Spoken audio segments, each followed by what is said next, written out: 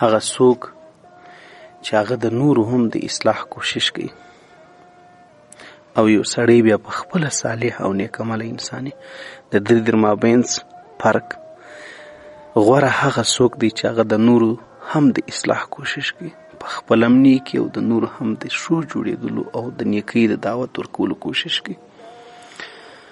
د تیرې زمانې او د وختو څخه د مخکینیو انبیاو څخه او حتی د دواړو جهانو د سالار صلی الله علیه وسلم مبارک د نبی علیه الصلاة والسلام مبارک په زمانه کې هم خلک له هغه چا سره مینه او محبت کوي او نن هم چې هغه په خپله نیک وي.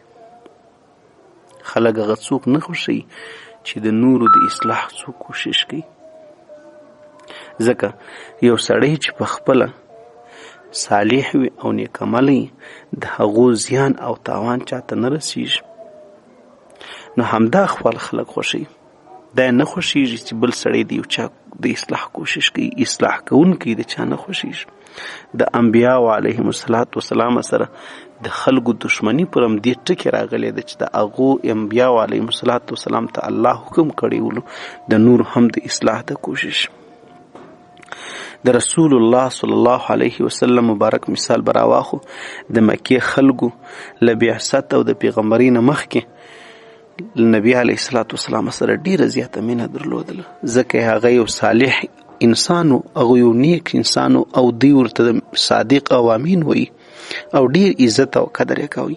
خو کله چې الله تعالی هغه په د نورو په اصلاح باندې امر کوي، په همدې باندې مبعوثه کړي، الله ورته ذمہواري ورکړله، الله پیغمبر کړي، نو د ټولنې د اصلاح د کوشش سره هغه خلکو سره دښمني پیل کړل.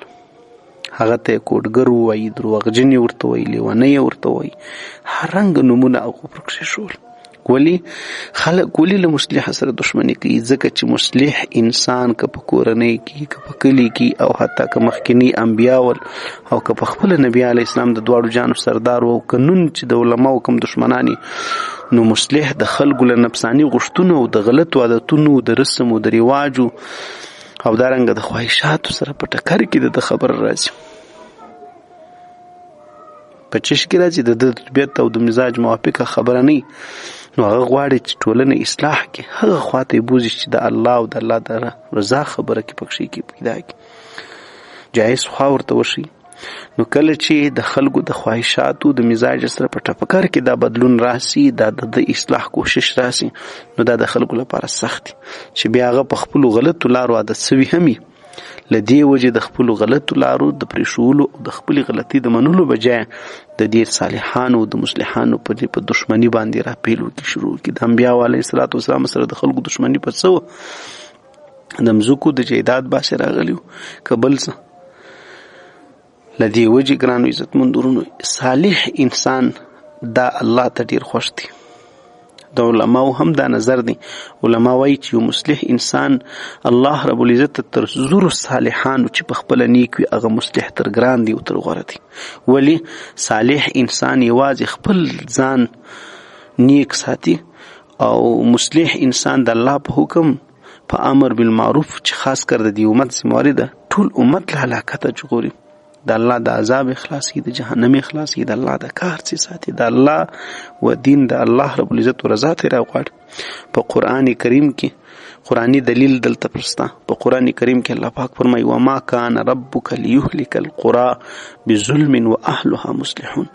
الله رب العزت فرمایي ستاسو رب داسې نه دی چې کله یا یو ټولنه یو معاشره په ظلم سره هلاکت ورکړي، په ظلم سره هلاک کړي، بلکې په داسې حال کې چې اوسېدونکي مصلحین اصلاح کوونکي وي. یعنی مطلب دا دی دلته الله تعالی فرمایي چې که خلک صالحین وي نو نه یې هلاکو، بلکې شرط یې مصلح کېدل شولی دي. یعنی که خلک د عذاب څخه بچ کېدو لاره دا ده چې په ټولنه کې د خیر او د اصلاح غږ موجود دي، خلک یې موجود دي، د اصلاح کوشش پکې موجود دي. نو آخر ځانو موږ تاسو په دعا وکړو چې الله رب العزت موږ تاسو نیکان هم او مصلحین هم وګرځي. نیک پاتې کېدل ښه دي، خو د نورو د اصلاح هڅه کول هغه ستر مقام دی چې د پیغمبرانو لاره ده. قسم په دې لاره کې سختي او د خلکو مخالفت شتون د انسان ته ولري، خلک د انسان په بې عزتۍ پسې لاس راپورته کړي. تاسو وګورئ د عالم چې شهید شو، همدارنګه امر بالمعروف او نهي عن المنکر دا د هر سړي خپل ذمہواري ده. د دې امت او د دې دین یوه حصه هم دغه ده. او دارنګه کلکم راع و کلکم مسئول عن رعیه، هر سړی تر خپله وسه پورې ذمہواره دی.